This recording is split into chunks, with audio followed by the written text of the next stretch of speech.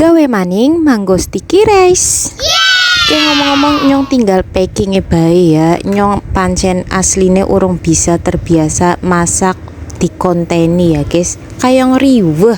Kayak ngomong-ngomong ketane ya wis matang langsung dicetak, lanjut bae disugi flane ya guys. Kue rasane gurih enak nemen dicampur karo mangga arum manis. Pokoknya rasane ya maknyus lah. Kenyong dagang mango sticky rice ya ora unggal dina, biasanya seminggu sepisan nyong open PO.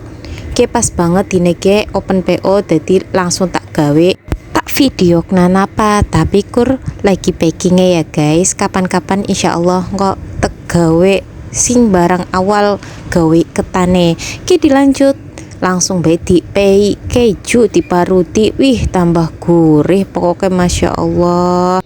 Apa maning kie pantak naik potongan godong pandan ben tambah ayu.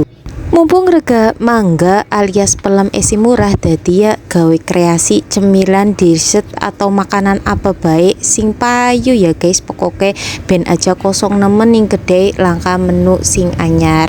Ki ngomong-ngomong wis rampung alhamdulillah wa syukurillah, langsung bae ditutup lan mengko tinggal dijikut ding sing tukune ya guys. Kita kedol rega 15.000, kira-kira jari sampean kuwi murah apa larang guys? Tolong di komen baik, sing arepan order ya monggo.